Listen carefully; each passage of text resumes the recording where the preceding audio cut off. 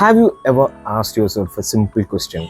If governments are the only ones spending money and there is no fake currency involved, then where does all this dirty money come from? And more importantly, why does it need to be laundered?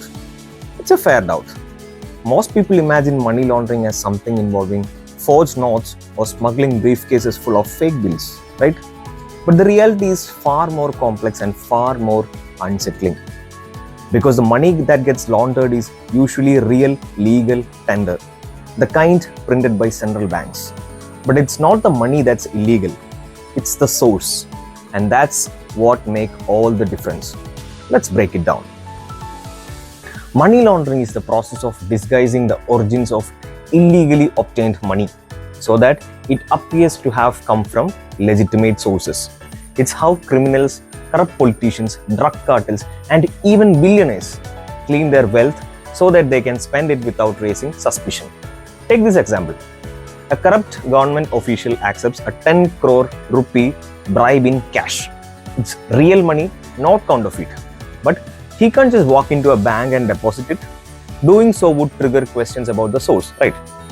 If he buys a luxury car or a flat under his name, the tax authorities, ED, NIA, all these agencies will be on his back. So what does he do? He finds a way to clean it, to make it appear as if it came from a genuine business or transaction. This is where the money laundering begins. Money laundering typically happens in three key stages. The first stage is called placement. This is the riskiest step. This is where the illegal money is introduced in the financial system. The goal is to get the cash off the streets and into banks or assets. It could be done by breaking up large sums into smaller deposits. This method is called smurfing. Or this is achieved by buying things like gold, property, or even casino chips. Now, the second step is called layering. Once placed in the previous step, the money is moved around through multiple transactions or a shell company or a foreign account or cryptocurrencies to confuse the origin. Think of it like slicing and dicing the money until it's impossible to tell where it all started. The final stage is called integration. The money is now part of legal economy. It might be invested in businesses, real estate, luxury assets, or even political campaigns. It can now be used freely because it looks clean. By the end of this process, illegal cash becomes indistinguishable from legitimate money. And that's the terrifying power of laundering. But wait, wouldn't someone have paid tax already on this money? You'd think so. But in most cases, no tax has been paid at all. In fact, tax evasion is one of the most common sources of laundered money. Business owners underreport income. Property deals are underinvoiced. Politicians take bribe. Criminals never file tax returns, obviously. The entire point of laundering is to make the undeclared, untaxed income usable without drawing any suspicion. Even if we imagine a world without taxes, laundering would still exist. Why? Because the core purpose isn't just to avoid tax, it's to hide criminal origin. Drug lords don't care about tax. Terrorists don't file GST. Scammers don't pay capital gains.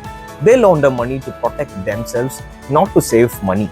The goal is secrecy and not savings. What if there were no tax at all? It's a fascinating thought experiment, isn't it?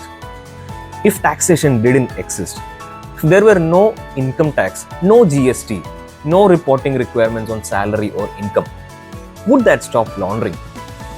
The answer is a big no. Because laundering is not born from tax, it's born from illegality. Even in a tax-free world, people would still earn money through a drug trade or an illegal arms, child trafficking, bribes and political deeds, corporate fraud, sanctioned trade with banned nations. All these are possible. All of this would still need to be hidden, right? And even in a free economy, people with power will always find ways to hide how much they own, where it came from, or who it's going to. So, they'll continue laundering. The root cause of money laundering is the desire to escape accountability. Why can't governments just stop it? Here is where it gets dark. There are thousands of anti-money laundering laws. Countries have special task forces, intelligence units, and global watchdogs like the FATF. Banks follow KYC rules. Crypto exchanges are regulated. AI monitors suspicious transactions. And yet, trillions of dollars are still laundered globally every year. Why? Because the people doing it aren't always hiding in basements, some wear suits, some sit in boardrooms, some stand at political podiums. In many cases, the people laundering the money have deep connection within the system. They influence policies, even on offshore companies, manipulate bank auditors, and bribe the very agencies meant to stop them. Some countries encourage money laundering through legal loopholes, especially in tax havens like the Cayman Islands, Panama, or Dubai. They survive because the global rich need a place to hide their money. That's why it doesn't stop. What happens to laundered money that gets caught? Let's say the system actually works and some money is caught. What then? In most countries, including India, the money is seized and frozen. Then a case is registered which goes to court. If proven illegal, it's forfeited to the state. Sometimes it's auctioned and used for welfare. In fraud cases, victims may primarily be repaid or partially be repaid. But here's a catch. These cases drag on for years. The process is slow, bureaucratic, and often corrupt from within. Sometimes the money mysteriously disappears. Evidence is tampered, or the accused strike a deal and escape the punishment. In many ways, laundered money gets re-laundered by the system, this time under legal cover. Laundering doesn't just happen behind closed doors. It happens in the plain sight. Some of the most common business used to launder money are restaurants and cafes, gyms and salons, casinos, real estate, construction companies, film and media production houses. Basically, any business that deals in cash, has vague reporting, or can fake transactions is potential laundering machines. Take the case of gyms. These are membership models. No, the membership models are untraceable. Lot of footfalls come.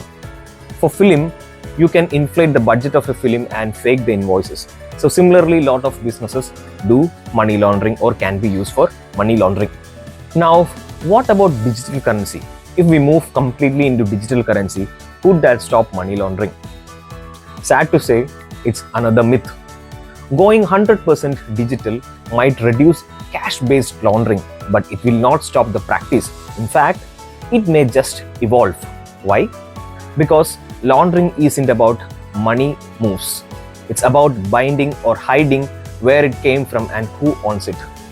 Even in a digital world, people can use fake identities, transactions can be masked as legit business deals, smart contracts, crypto mixers, and digital art can be used to layer funds.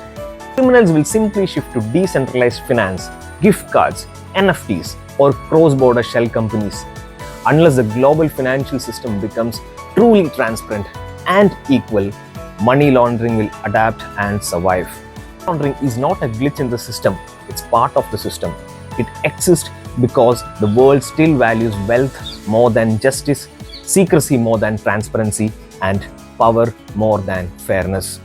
We can regulate it, we can try to stop it, but we cannot eliminate it until we are ready to admit that sometimes the dirtiest money is hidden within the cleanest places. This is Blunt Voice.